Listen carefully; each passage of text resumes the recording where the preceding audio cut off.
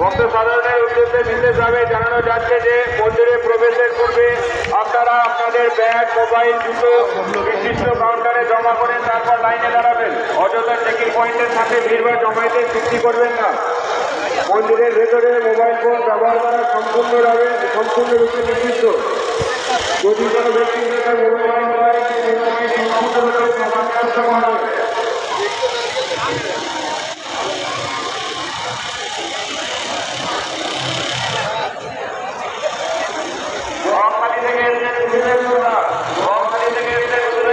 আপনি যেখানে থেকে থাকুন